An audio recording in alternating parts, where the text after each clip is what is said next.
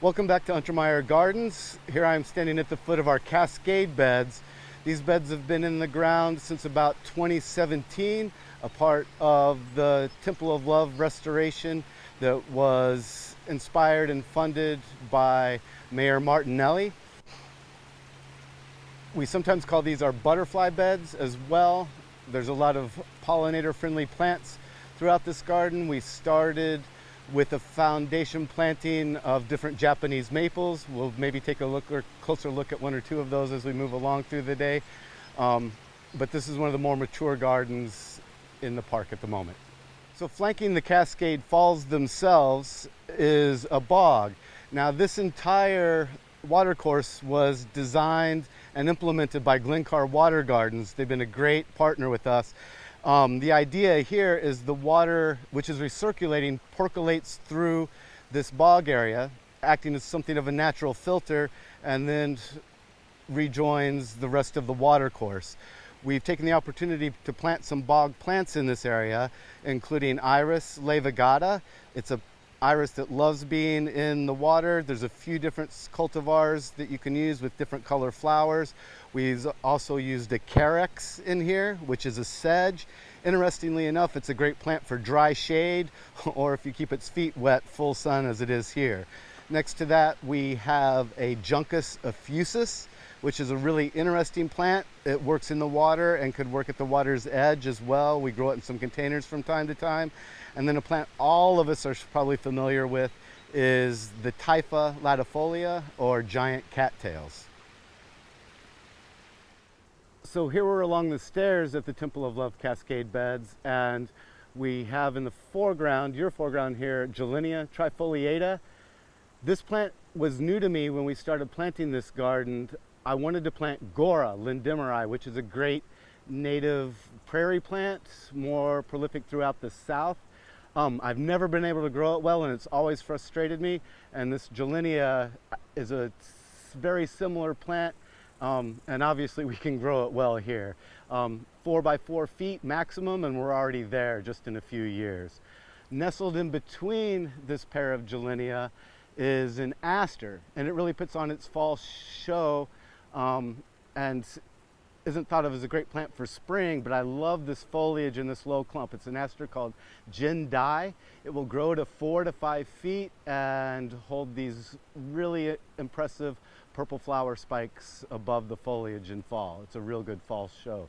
Cryptomeria is a species we've used throughout the garden. This is a Cryptomeria japonica called mushroom. It's not going to get a whole lot bigger than you see it here. We've planted a whole alley of Cryptomeria that'll probably get 45 or 50 feet.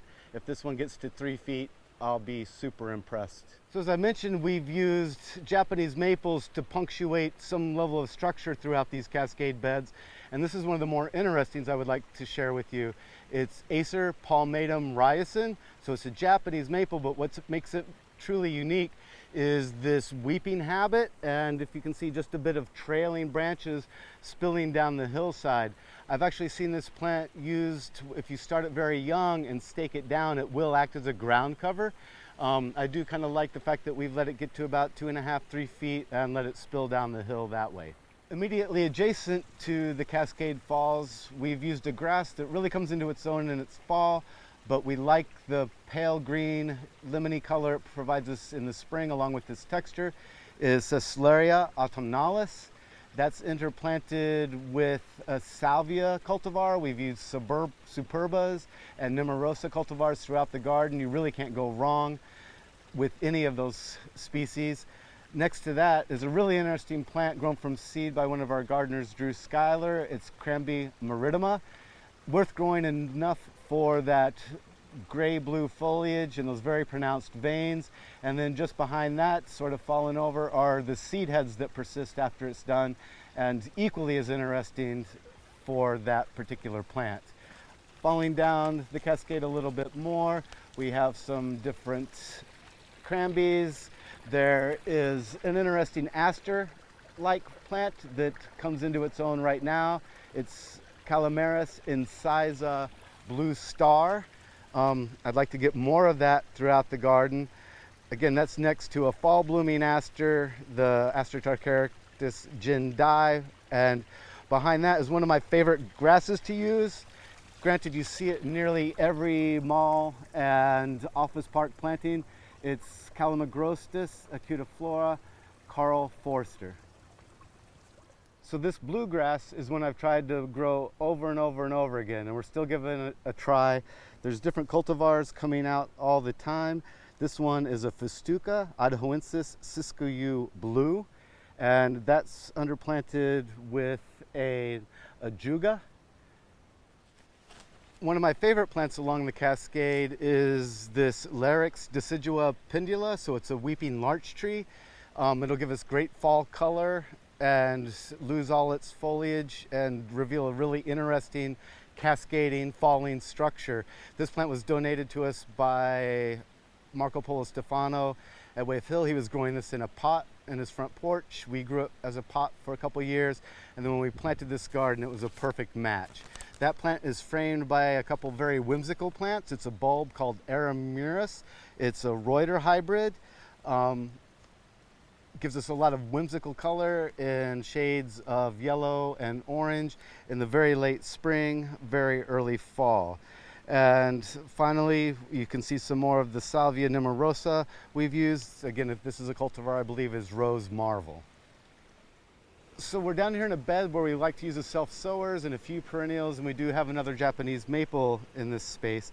But to start with is this Briza media, which is a really delicate grass. It has these seed heads that almost resemble quaking grass, except this one isn't nearly as invasive. Behind that, you start to see some color. We have the orange of the Erisymum alonii, or the Siberian wallflower. This plant's almost done putting on its show, but it's been blooming since it was about 12 inches tall since early spring.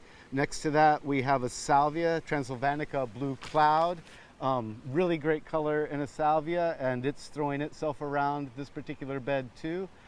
Behind that, we have a Consolida or a Larkspur that will give us more blue color later in the summer, but for now it provides a nice soft foliage.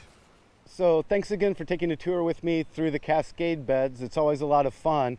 I do want to address something that's come up from the last few videos, is that people made comments about all the Latin that I've been using. My mom might even call it hoity-toity, Mom. But what it really is these are specific names for specific plants that the common names don't always follow. A lot of common names are very colloquial. So what's a chocolate butterfly swirl foam here in New York might be very something different at home in Missouri, or on the West Coast in a whole different plant again. When we use Latin names, especially with the cultivars, we can go to nurseries and find those specific plants. Or if we need to communicate with other institutions, that's how we can let each other know what plants we are using. So thanks again, and we'll see you next week.